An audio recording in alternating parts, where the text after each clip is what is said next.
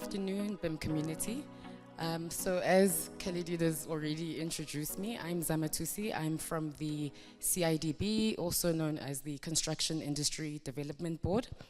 So our discussion today is really just centered around the CIDB's involvement in the BRICS Future Skills Challenge.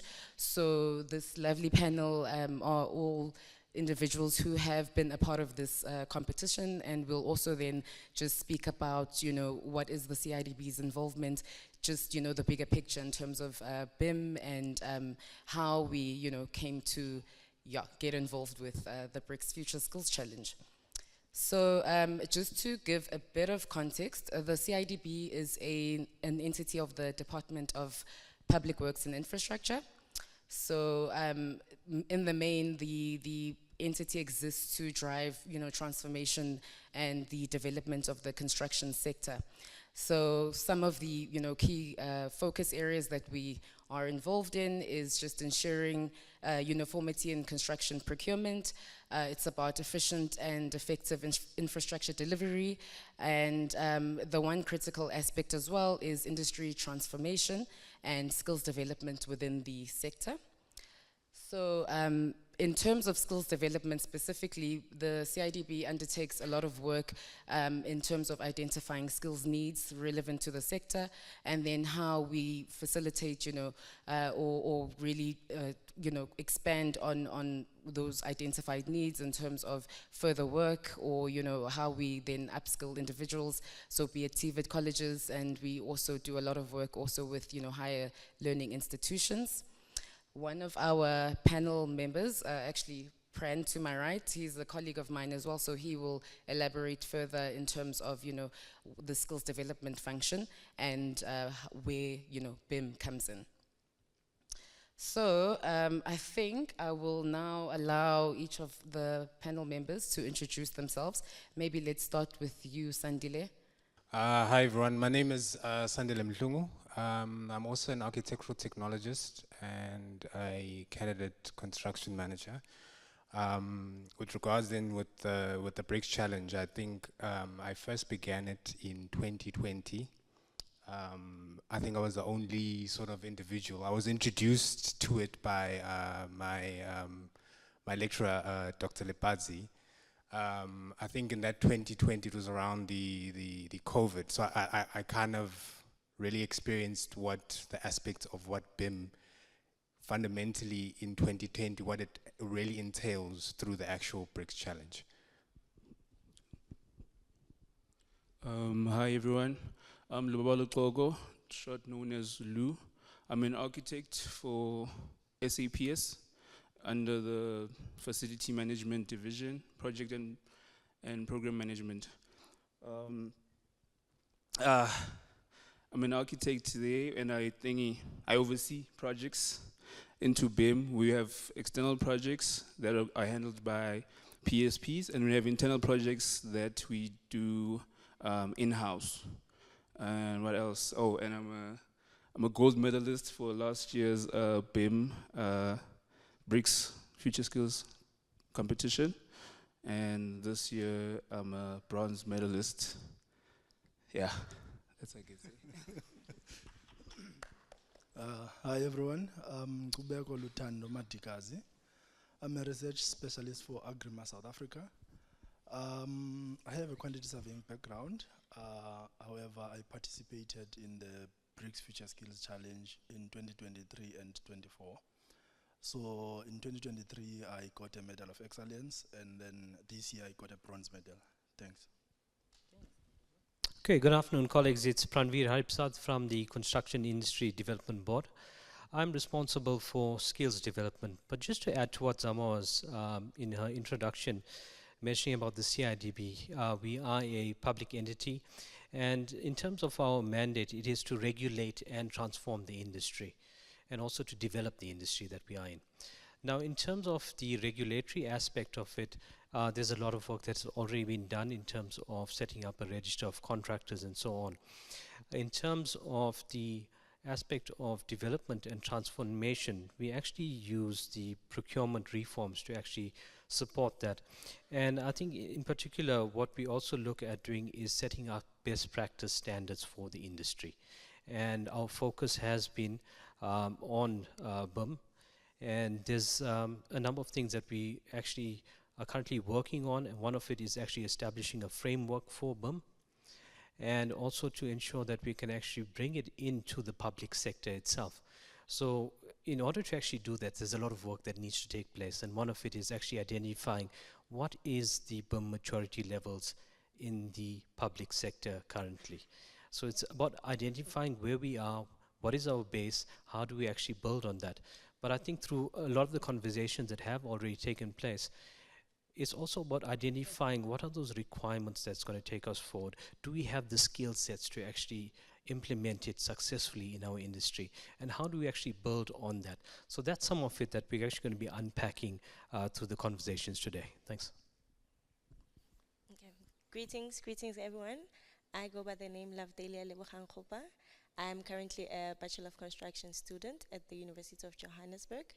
And I was also part of the competitors of this year's BRICS BIM competition. Thank you. Hello everyone. My name is Ronaldo Phuriwa. I'm a researcher at a Human Sustainable Settlement and Construction Research Center at the University of Johannesburg, sorry. And I'm also a master's student at the University of Johannesburg, conducting a study of assessing the fifth dimension of building information modeling in the South African construction industry. And also I've started taking part into this competition from year 2022, introduced by my supervisor, Dr. Lipazi. And I took part 2022 and until now as a competitor and also as an expert. Thank you. Thank you so much, my panel members. Lovely introductions there, and yeah, guys, all the you've done so well, and yeah, it's not a small task. So yeah, congratulations for participating, and some of you that have reached greater heights with this challenge. I think I will start off by directing my first question to you, Pran. If you could please just tell us what is the BRICS Future Skills Challenge. And please highlight, where the CIDB fits into that picture. Okay, thanks for that. So I'm sure all of you are aware that South Africa is part of the BRICS, which is Brazil, Russia, India, and China. So it is the collaboration between those nations in terms of trade. And one of the other areas that they looked at establishing through the BRICS Business Council was actually setting up working groups. Now there's various working groups. Some of them would be in areas like agriculture, infrastructure, finance, looking at deregulation and so on. But the one that we actually zoomed in is on the skills development working group. Now part of the skills development working group, they are actually responsible for identifying what are the skill sets that would actually support the rest of the working groups. And in terms of that, that's where they came up with the BRICS Future Skills. Now future skills, as we all know, we moved into what we call the digital economy. Now the digital economy itself requires certain skill sets, and there's a huge skills gap within all of the BRICS nations, and in South Africa particularly, and everyone here knows that we are dealing with high levels of unemployment. So in terms of ensuring that we actually move into and actually benefit from this digital economy, we need to ensure that we have the skills that can actually contribute to it. So in terms of the future skills, there's a list of future skills that are actually being focused on. And I'm just going to name a few. It's things like data science, Internet of Things, agri-IoT, drone technology, digital twinning, and one of the ones that we focused on was the building information modeling. As a regulator of the industry, we felt this is probably the best one to actually partner on. And in terms of what I mentioned in terms of the best practices that we are actually bringing to the industry, this actually worked well for us in terms of that collaboration. Now in terms of the challenge itself, when we talk about the BRICS Future Skills Challenge, it wasn't just about these competitions that were going to be taking place, but it was also about how do we actually collaborate with the other nations, the BRICS partners. How do we actually share resources? And one of the things you need to also acknowledge is that each country has its own complexities as well. So it actually helped us to actually learn from these complexities. What are different countries actually going through? What are the challenges that they faced with? And you'll actually find that some of the challenges that we face is nothing uncommon to any of the other nations. So how do we actually work with that? How do we collaborate? How do we actually pool our resources, whether it's financial or intellectual, and how we actually put that to actually work together? And one of the things that they wanted to do was actually to develop what they call an atlas.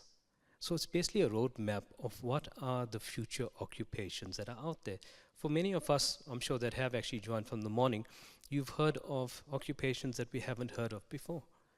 And so how do we actually ensure that young people out there are aware of these new occupations and what are the skill sets that are actually required? So first and foremost was the development of that atlas. The next thing is actually looking at a standardized curriculum across the BRICS nations that actually takes into account what are those skills requirements, developing a curriculum that is recognized by the BRICS nations.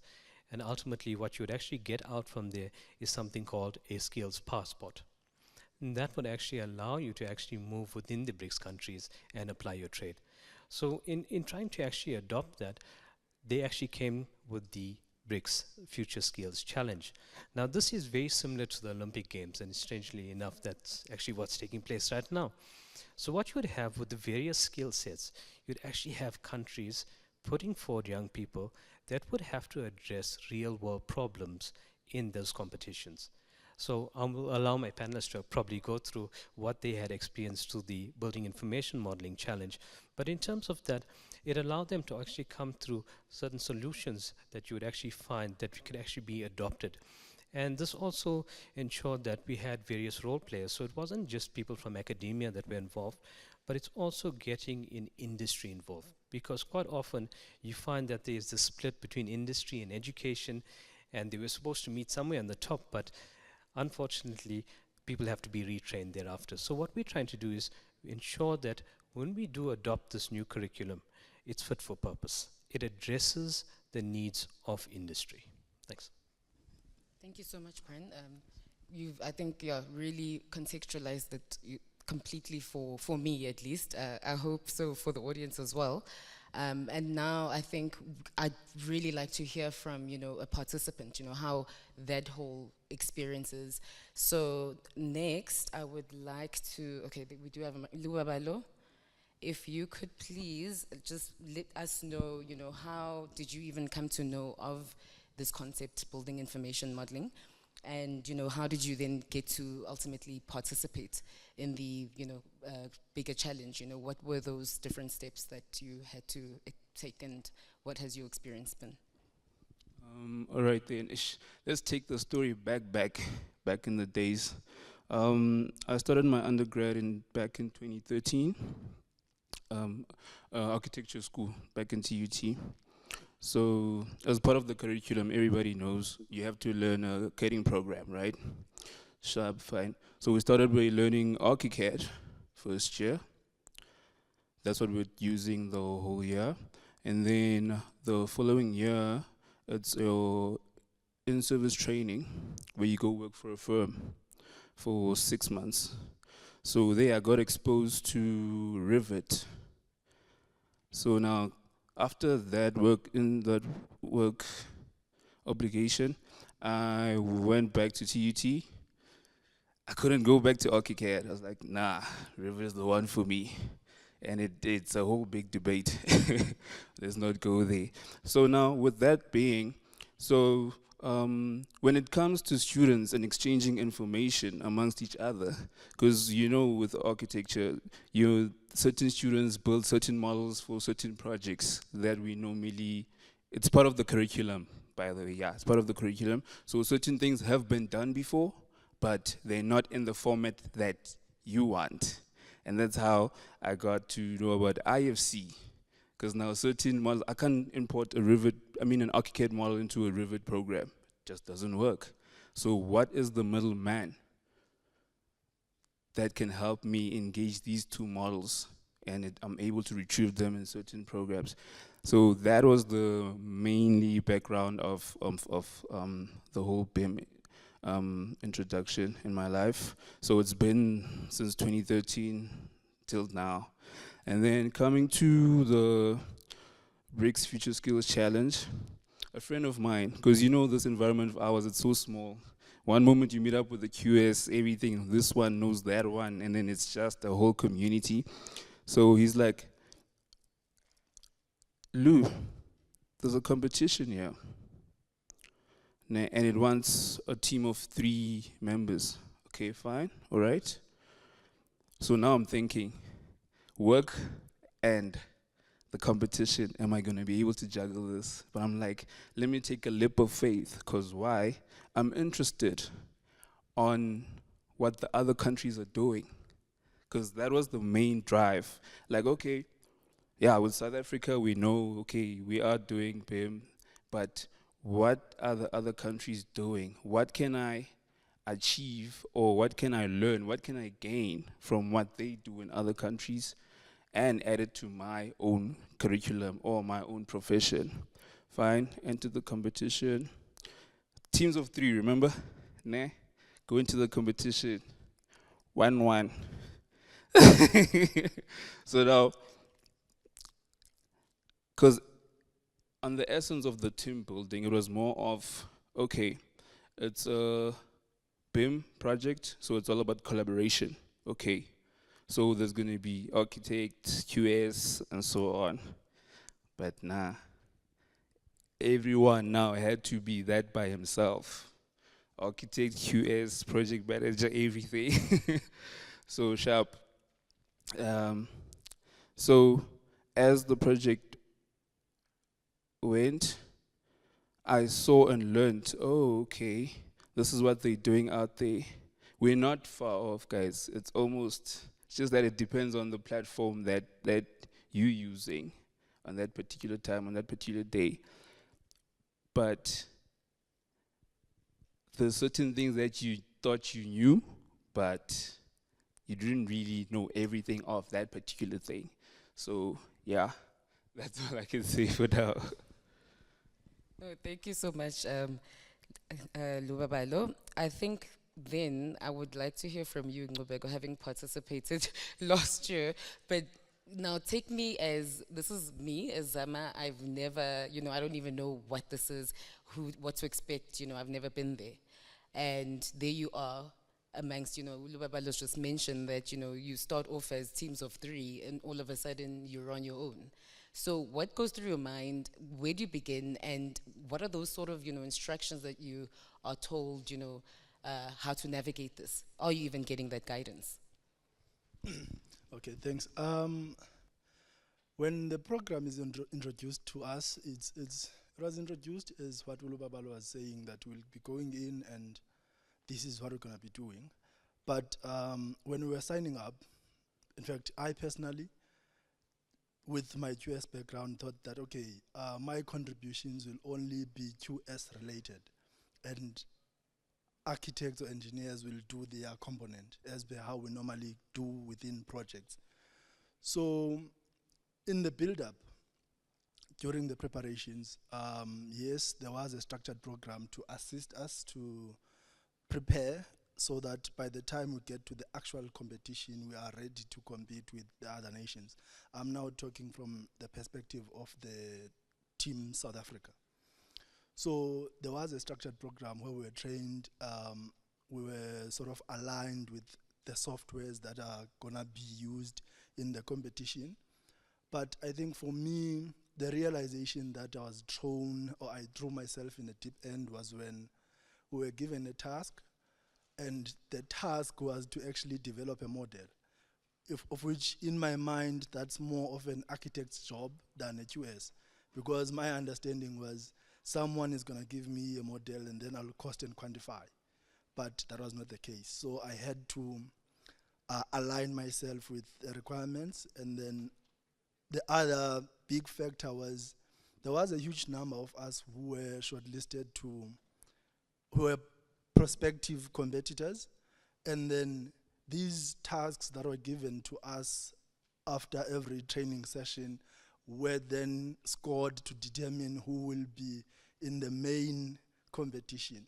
So even if you're a QS, you would not say, no, I can't do this task because it is scored, it counts towards you actually competing in the main event.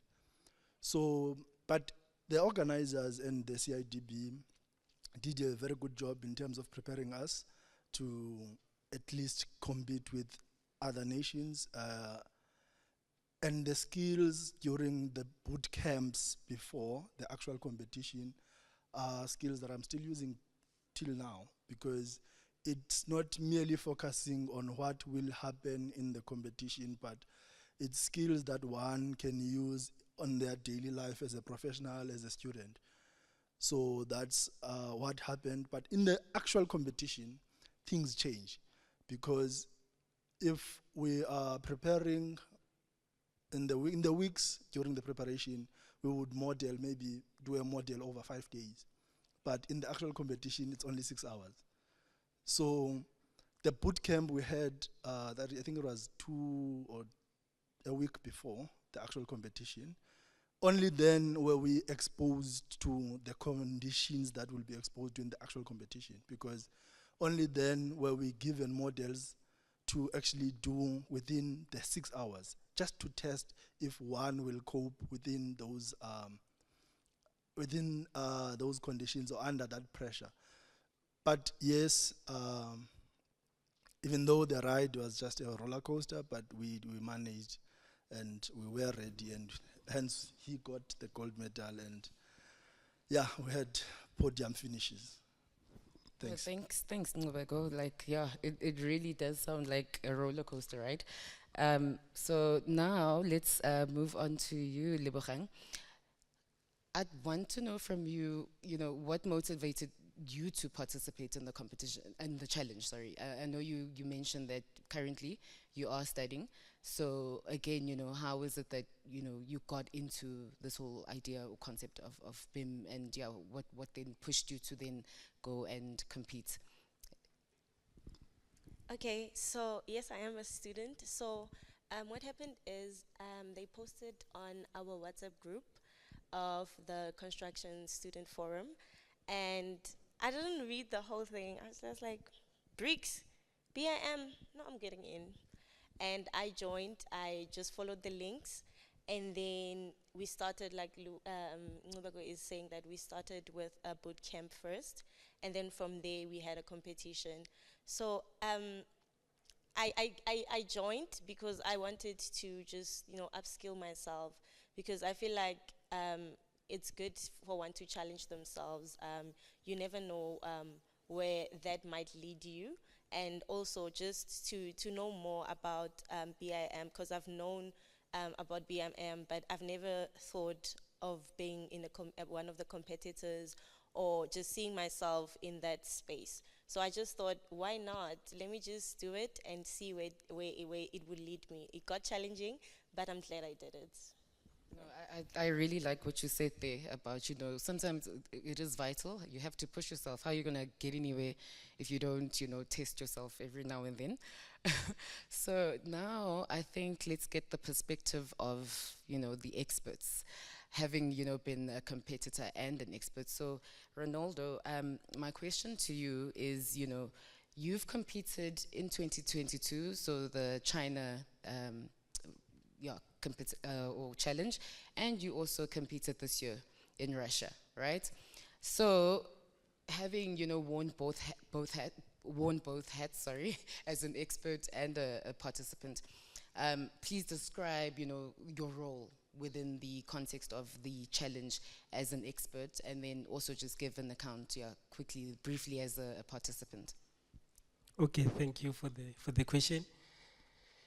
Yeah, it's actually a good question. If you want to be a competitor, that you must understand the role or what's actually expected from you as a competitor.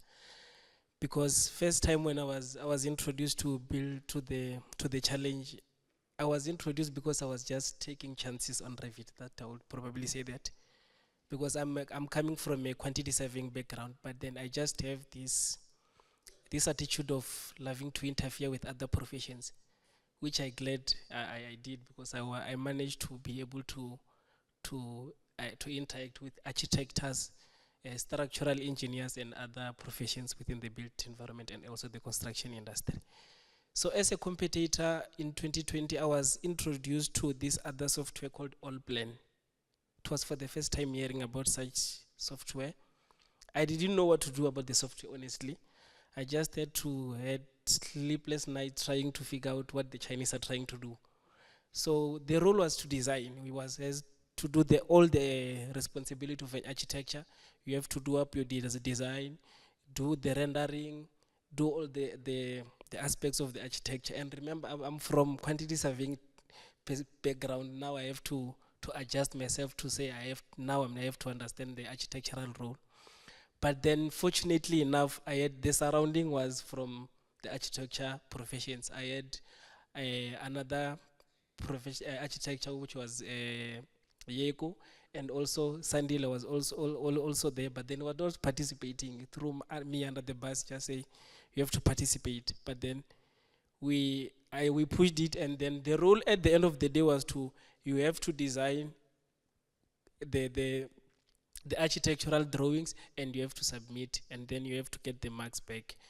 Which in 2023, when we hosted the challenge, we wanted to integrate other professions of building information modeling, because the challenge in 2022 was mainly focusing on the architectural profession only.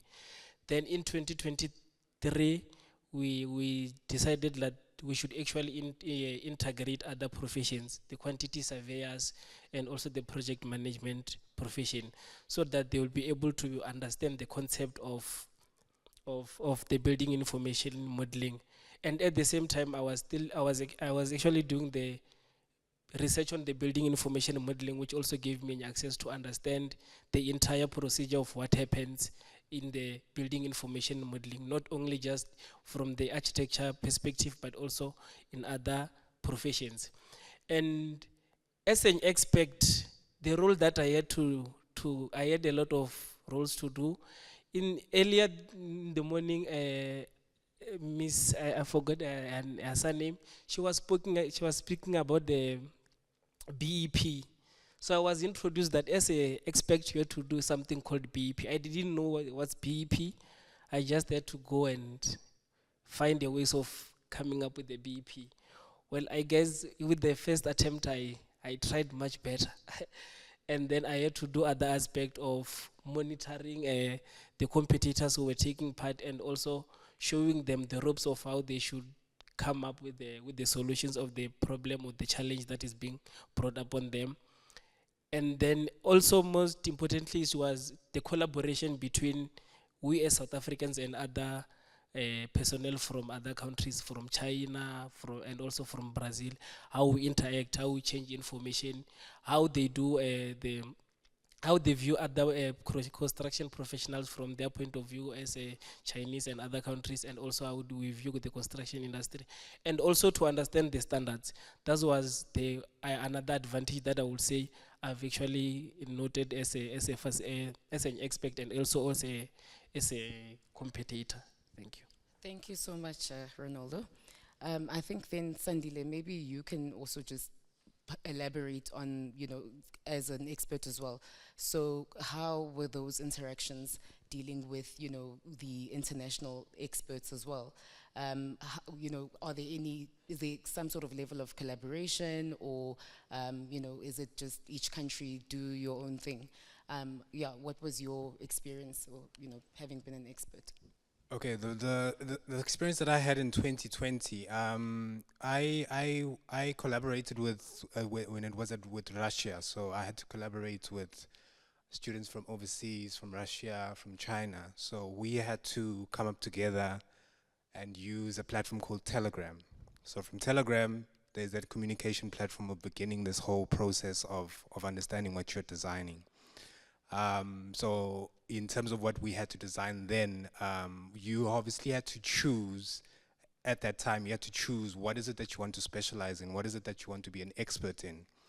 And the fact that today what is being spoken about, that there's that aspect of AI, digital, computational, that was the platform that was then, that you had to choose maybe robotics, or you had to choose a certain area where fundamentally from those particular groups that you choose, you become a team. And then from that particular team, then you do a study, and then you obviously would submit it. Come now to 2022 and 2024, obviously now the focus was more on the built environment, where now you had to use a different sets of softwares, as Ronaldo was explaining. So within that, trying to explain it and assist the students at that time. And I think at that time when we introduced other students as well, apart from Lubabalo and Ronaldo and everyone else, we had to introduce this platform to students as the softwares that are being used in collaborating as amongst each other, and in the context of, does a student understand, as Lubabalo was saying, does it understand ArchiCAD? Do they understand Revit? Do they understand this particular software?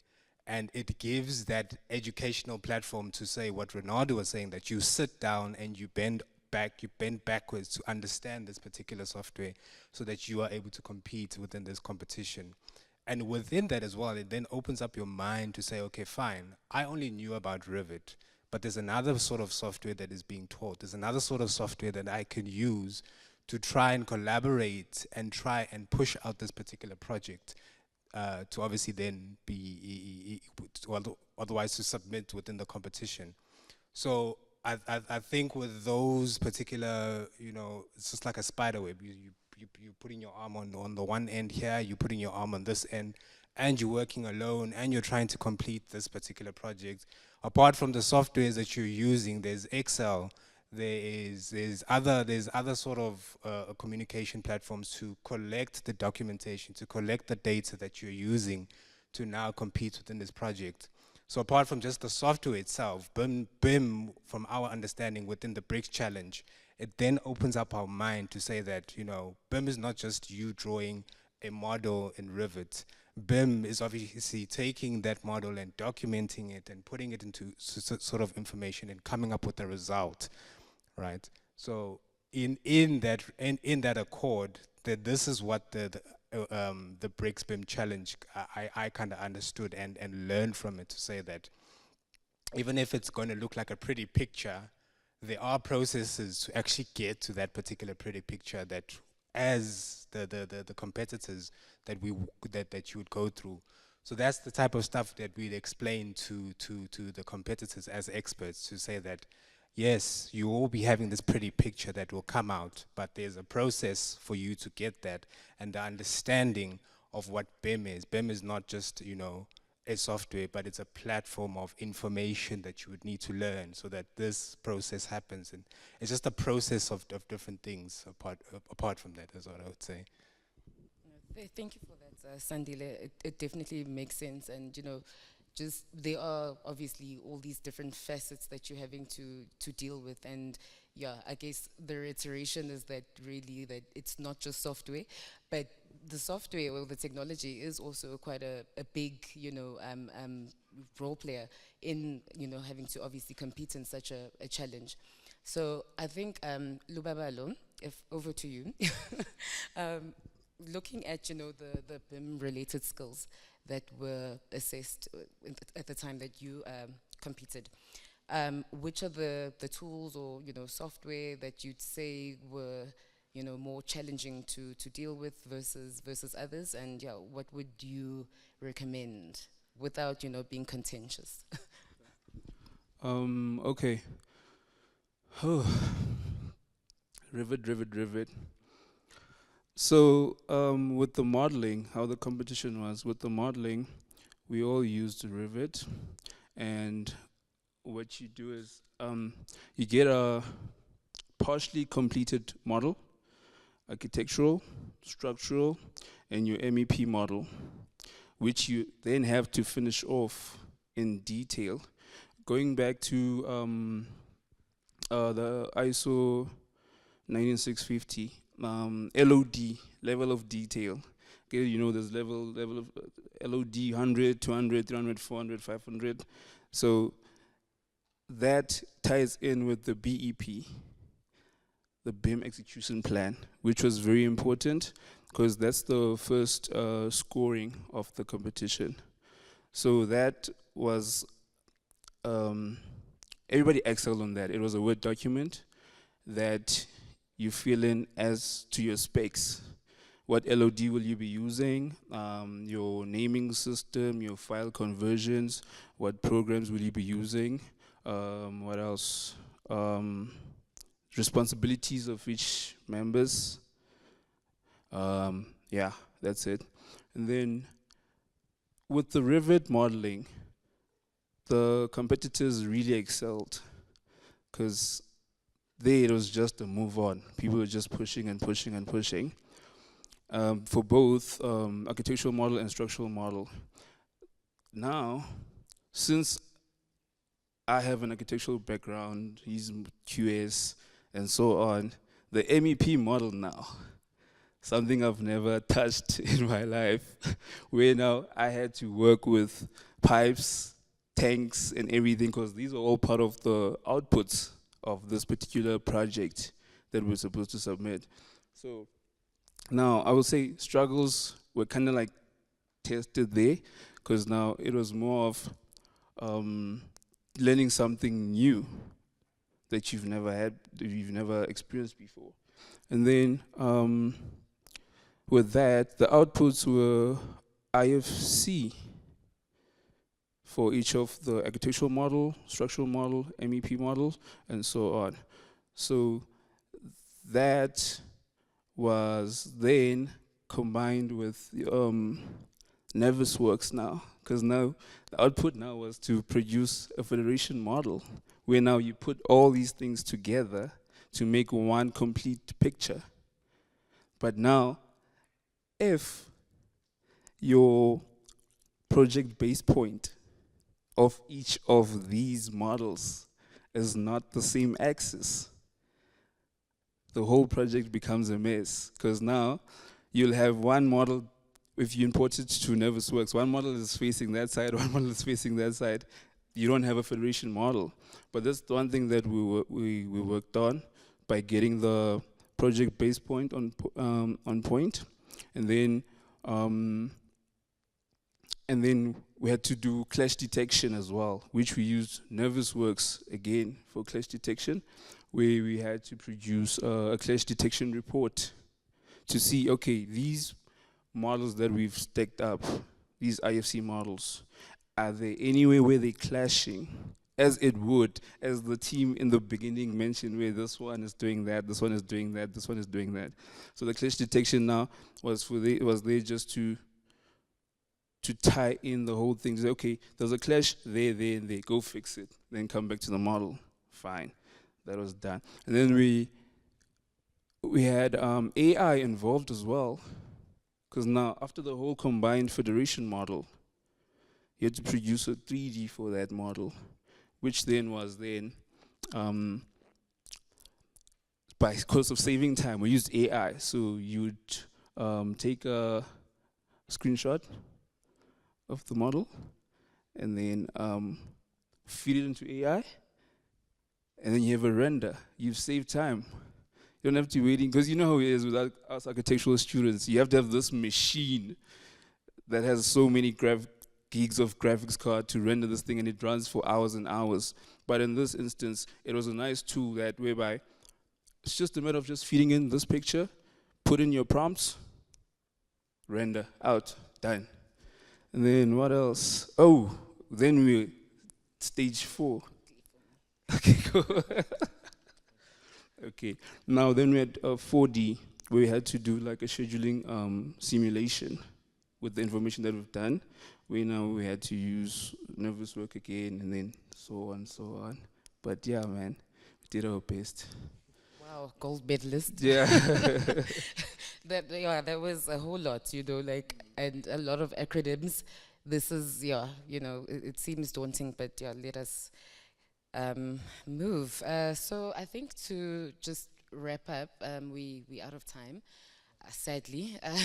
But I just want to quickly, guys, like in a minute, let me know how has your participation in the or the challenge impacted your career path. Would you explore an actual BIM role one day? Yeah, just quickly for me. Thank you.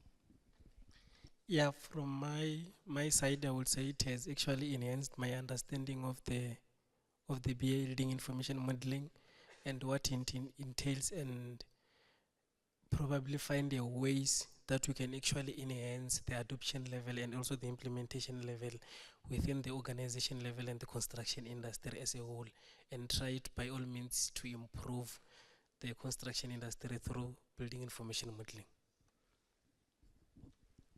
Yes, definitely. I think on my side, it is something that I look forward to, but I feel like I need to do more research on my side. Also, just dwell more or be more active in the competition as well, so that I think it also ups your skills, because if you can notice, each and every year they ask different things. So that as well, I would like to just up myself and continue with this future skills project. Hopefully, I'll in the future be an expert as well here. Look, I think from my side, since I have 30 seconds, I see Zama's looking at me. So what I just want to highlight is that Team South Africa is actually going to be participating in the BRICS Future Challenge, what they're referring to as the Super Cup. It's going to be taking place in Russia in October this year.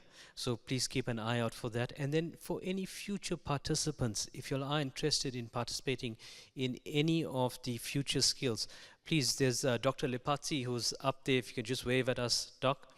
Yeah, you can get a hold of him, myself, and through Angela as well. And let us know that you all are interested in participating. We'd love to have new participants as well. Thanks. Okay, I think from my side, I think we all agree that BIM is the future. So I don't think any of us should then not want to be part of it going forward, because it will then assist us in making us relevant professionals within the industry. So yes, BIM is the future. Thanks.